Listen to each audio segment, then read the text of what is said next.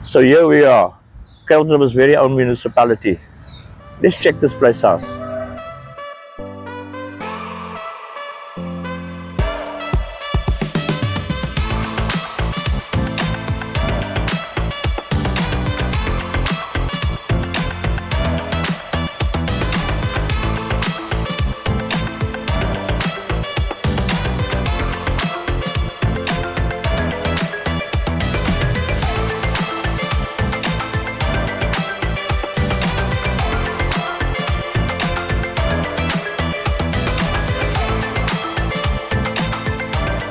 Even though Kuils River was recognized the town in 1898, it was only in 1926 that the first local management committee was established.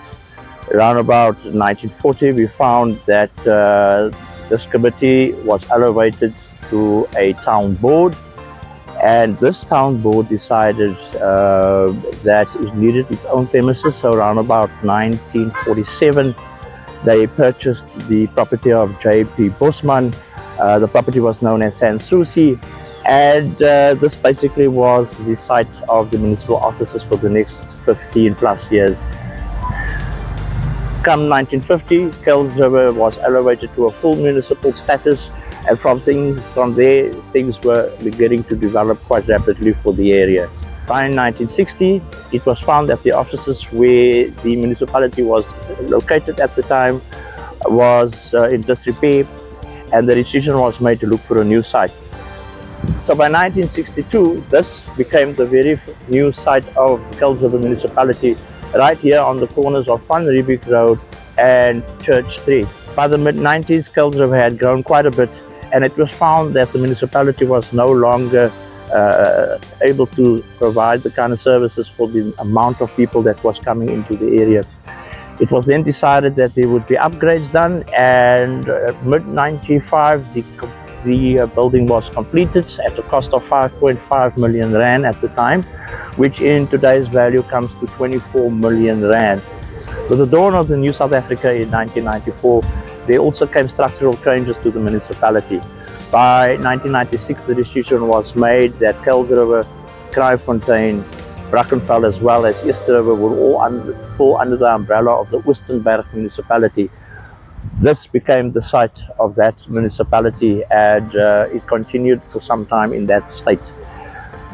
Also in about 1996, Kuils River elected its very first coloured mayor, Mr. Danny Dela Cruz, who had been in politics or local politics since 1980 already.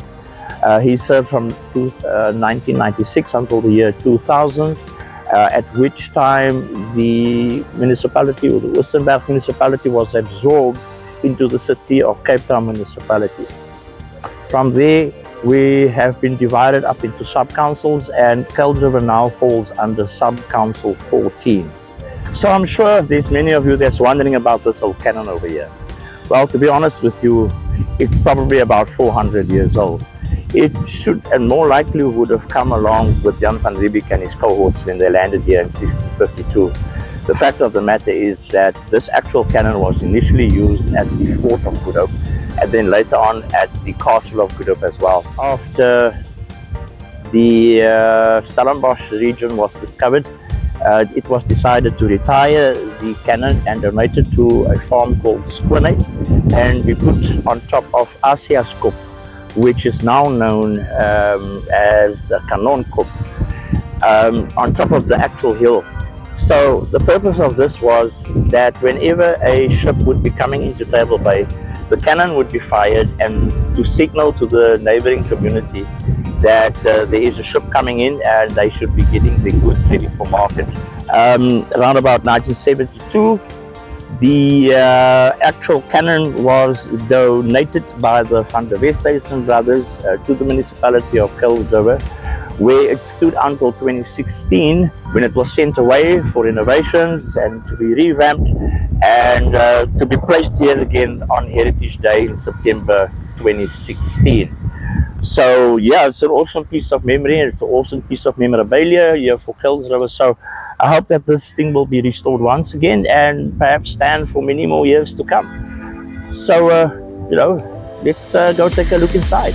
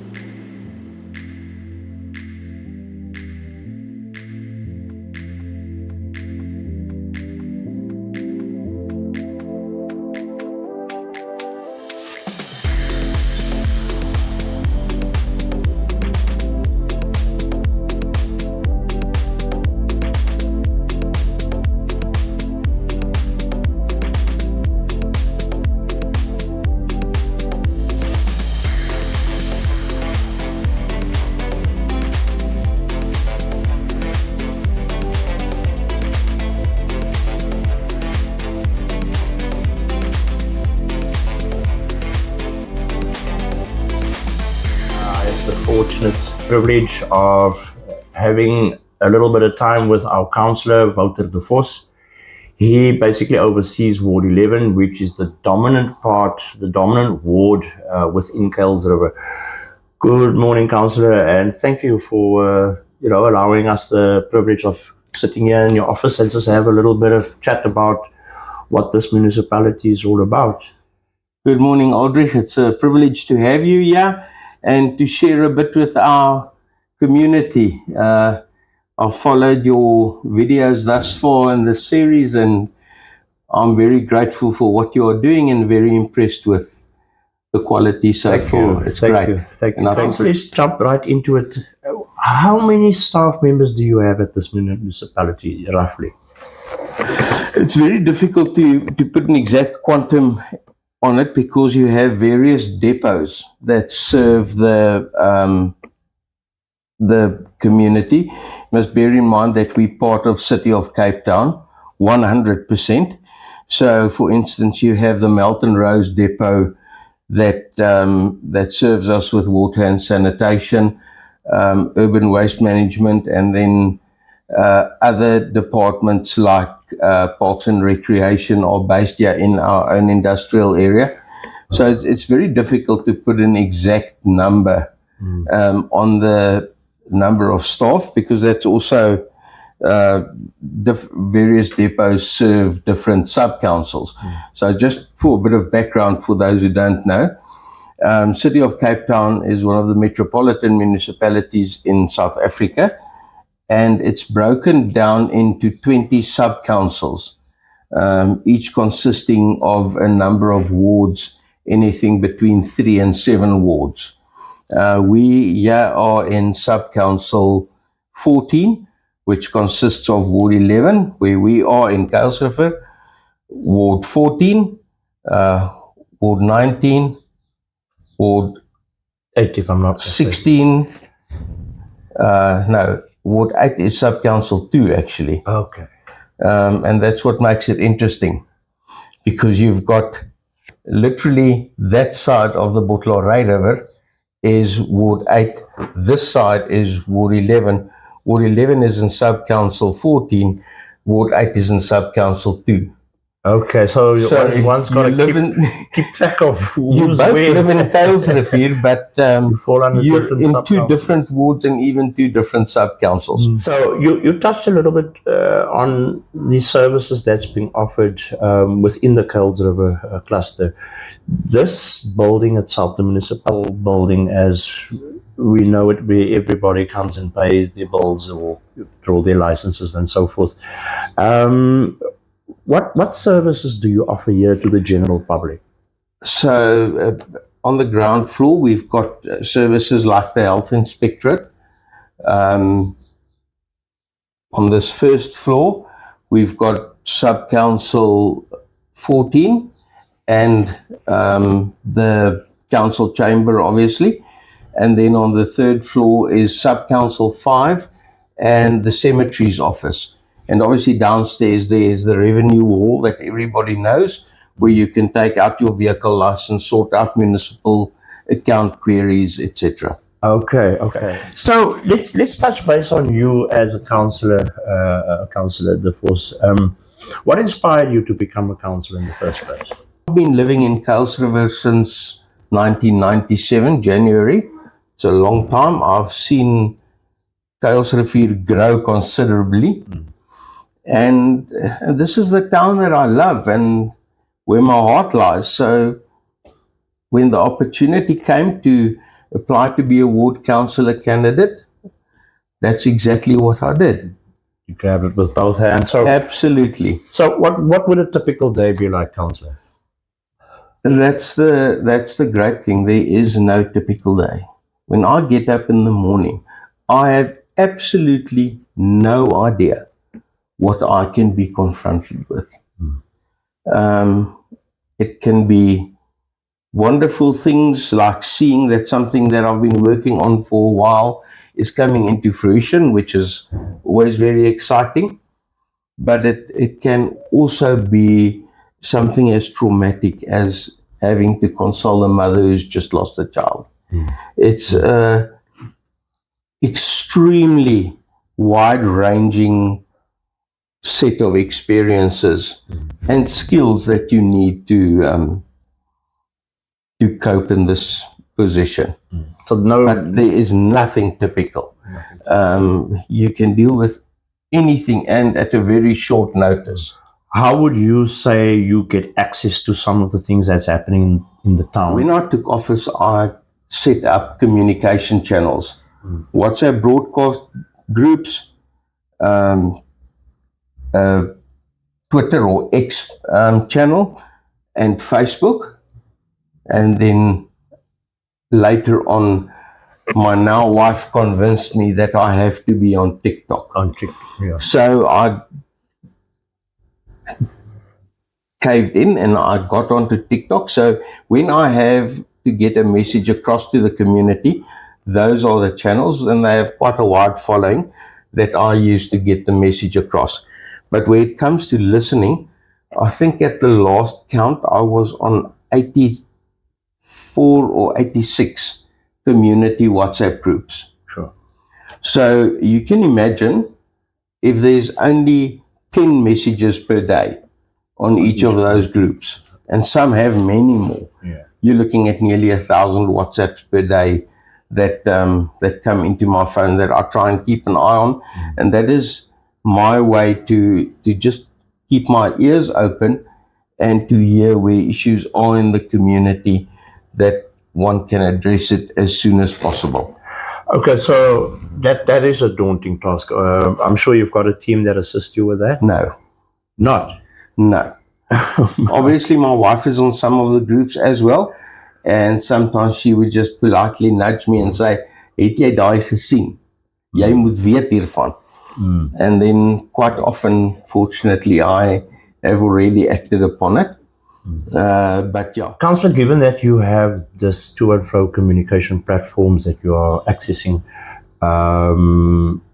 what would you say you have sort of drawn out of the general concerns of the community, and what have you prioritized based on those concerns?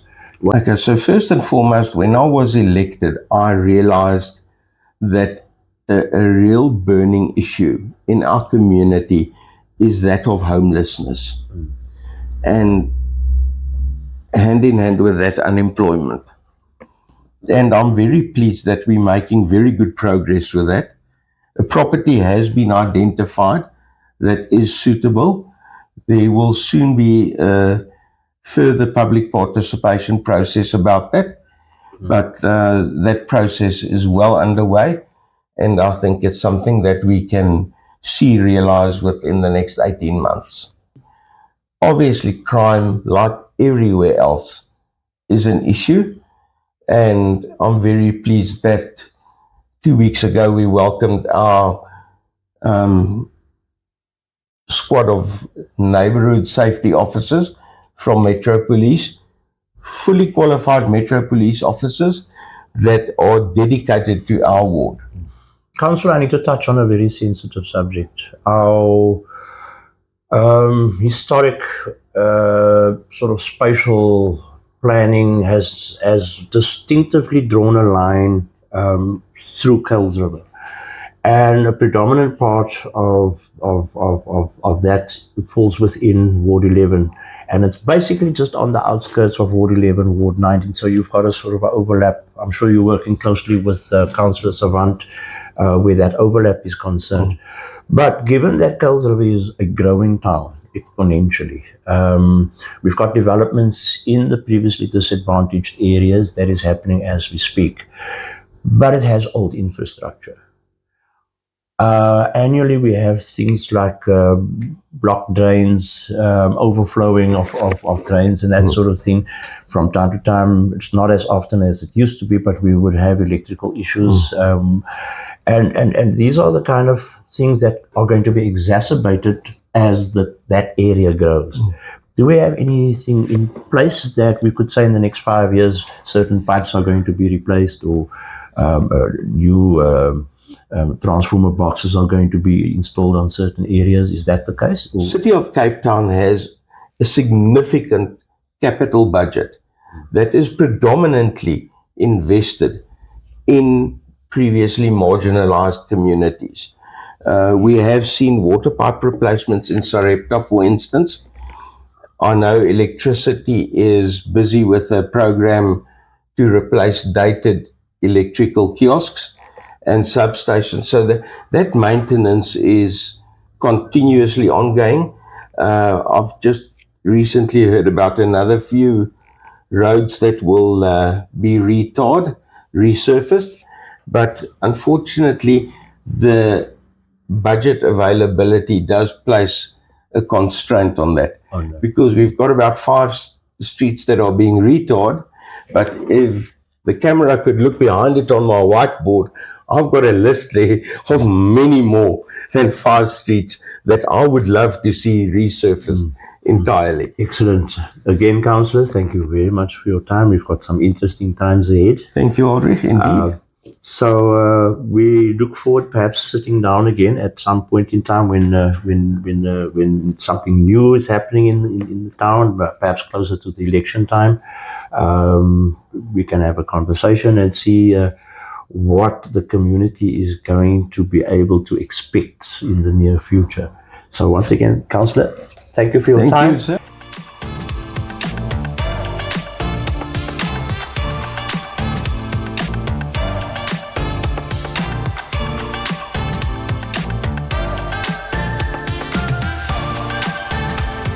So there we go. I hope you've learned as much about Kuils River Municipality as I have. And thank you for sticking around this long. For those of you who haven't done it so far, subscribe, like, share, and make sure that this channel reaches as many people as possible. In the meantime, I hope you're enjoying the little bits of information that I'm sharing on this channel. And I trust that you will stick around for our next episode where we will be looking at some of our old churches in the town. So yeah, in the meantime, you keep well and see you soon.